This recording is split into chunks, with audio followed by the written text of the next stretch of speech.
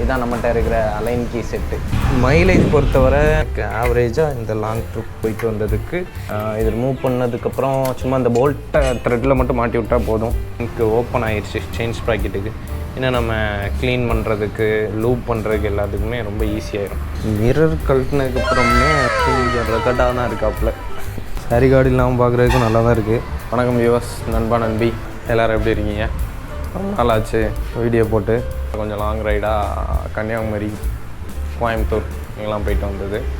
அதுக்கப்புறம் அப்படியே அதை ரைடெலாம் முடிச்சுட்டு இப்போ தான் ஓரளவுக்கு மழை கொஞ்சம் கம்மியாக இருக்குது. ரோடு ஃபுல்லாக மழை பெஞ்சு ரொம்ப மோசம். வண்டி எடுக்கிறதுக்கே சுத்தமாக தோணாது, அந்த மாதிரி இருந்துச்சு.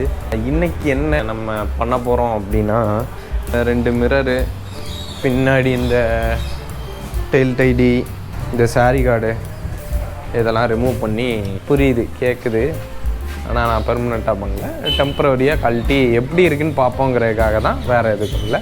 திருப்பி மாட்டிடுவேன். முன்னாடியே நினச்சிருந்தேன், அதுக்கு நமக்கு சரியான டைமிங் அமையலை. இப்போ ஓரளவுக்கு மழை இல்லை, அதனால் இப்போ தாராளமாக பண்ணலாம். நம்மளே ரிமூவ் பண்ணிடலாம். ஃபுல்லுமே அலைன் கீ தான் கொடுத்துருக்காங்க. வண்டியோடையே Allen key set, spanner set, தேவையான எல்லா எக்யூப்மெண்ட்ஸும் வண்டியோடையும் இருக்குது. பட்டு நானும் தனியாக வச்சுருக்கேன். இந்த சாரி கார்டை ஃபஸ்ட்டு கழட்டிடுறேன். இதுதான் நம்மகிட்ட இருக்கிற அலைன் கீ செட்டு. சாரி கார்டை ரிமூவ் பண்ணுறதுக்கு நோட்டி பைக்கை போட்டி வச்சுருக்கேன். சாரியை ரிமூவ் பண்ணிட்டு இது இருந்தால் சரி வராது.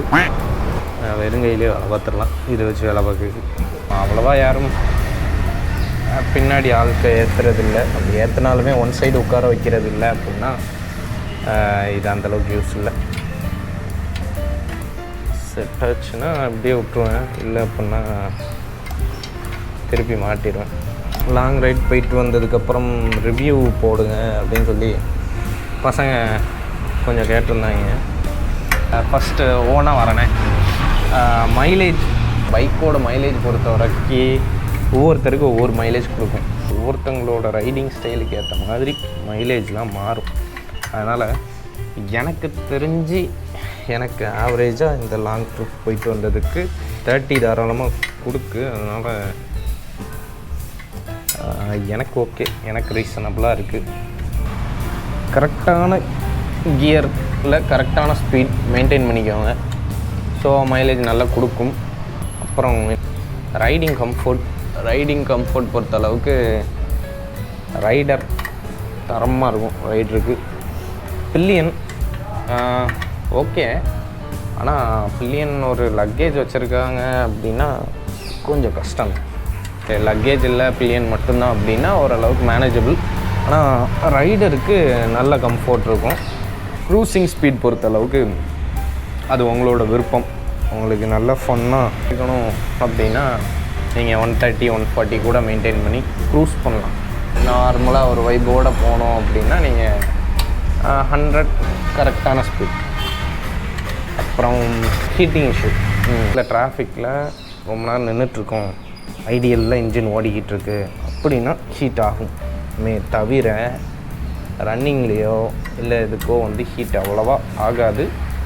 இந்த ஒரு நெட்டு ரிமூவ் பண்ணியாச்சு, ஃபஸ்ட் டைம் கழட்டுறோம்ல, அதனால் கொஞ்சம் ஹார்டாக தான் இருக்குது. எஸ், கழட்டியாச்சு. இதாக இருக்குல்ல, இதுதான் இந்த இடத்துல வர்றது. ரொம்ப ஈஸியாக முடிஞ்சு போச்சு வேலை. இது ரிமூவ் பண்ணதுக்கப்புறம் சும்மா அந்த போல்ட்டை த்ரெட்டில் மட்டும் மாட்டி விட்டால் போதும். இது கொஞ்சம் லென்த்து கம்மியான போல்ட்டாக இருக்குது. டம்மியாக மாட்டி விட்டு வச்சுக்கலாம். ஏன்னா வெளில வச்சுருந்தோன்னா தொலைகிறதுக்கு வாய்ப்பு இருக்குது. அது எதுக்கு, அது சாரி கார்டுக்கு பின்னாடி வர்றது. இந்த போல்ட்டு ரிமூவ் பண்ணும் போதே கொஞ்சம் ஹார்டாக தான் இருந்துச்சு. அதனால் கொஞ்சம் ஆயில் போட்டு டம்மியாக மாட்டி வச்சுக்கலாம்.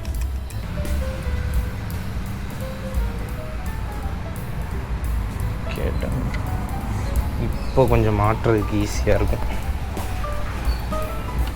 லூப் பண்ணவும் கொஞ்சம் ஈஸியாக போகுது. டம்மியாக மாட்டி வைக்கிறது, டைட் வைக்காமல் மாட்டிட்டோம் அப்படின்னா மேபி வைப்ரேஷனில் கீழே கலந்து விழுறதுக்கோ வாய்ப்புகள் ரொம்பவே ஜாஸ்தி. பின்ன நம்ம இதோட அலைன் கீ தேடிட்டு இருக்க முடியாது, கஷ்டம். ஒரிஜினல் மாதிரி வராது. அதனால் சோம்பேறித்தனம் போகாமல் ஒழுங்காக மாட்டி வைக்கிறது நல்லது. ஒரு பெரிய பெனிஃபிட் என்னென்னா, இப்போ என்னால் நல்ல செயினை நல்லா க்ளீன் பண்ண முடியும். பார்த்தாலே தெரியும், தெரியுதா? நல்ல வெயிட்டாகவே இருக்குது. எப்படி இது ஒரு 3/4 கிலோவுக்கு மேலே வரும் போல். நல்ல வெயிட். இது கொஞ்சம் நான் ஓரமாக வச்சிடுறேன்.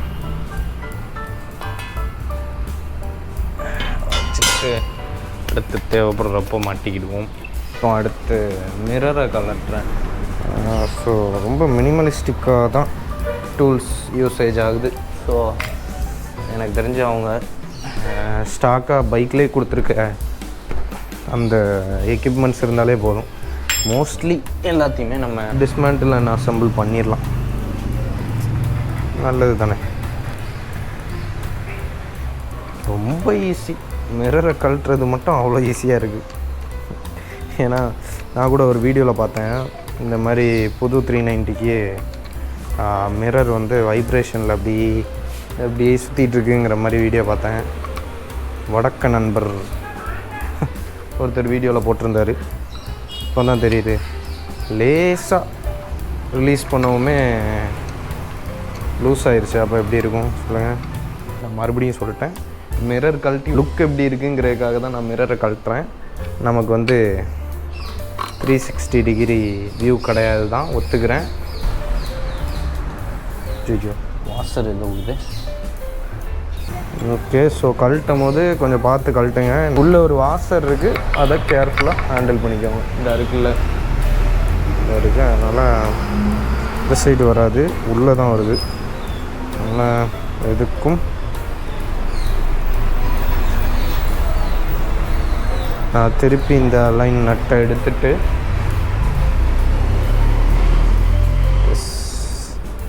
அதுக்குள்ளேயே போட்டு வைக்கிறேன்.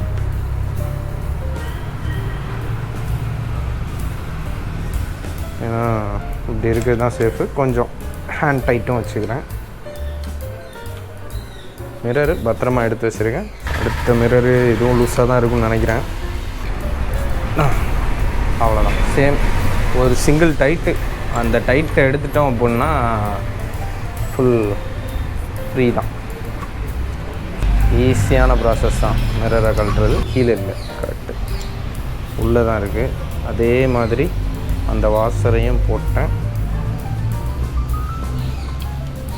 மாட்டி வச்சிட்டேன்.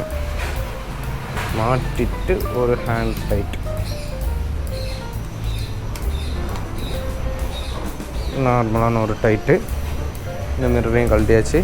மொபைல் ஹோல்டர் அப்படியே தான் இருக்குது.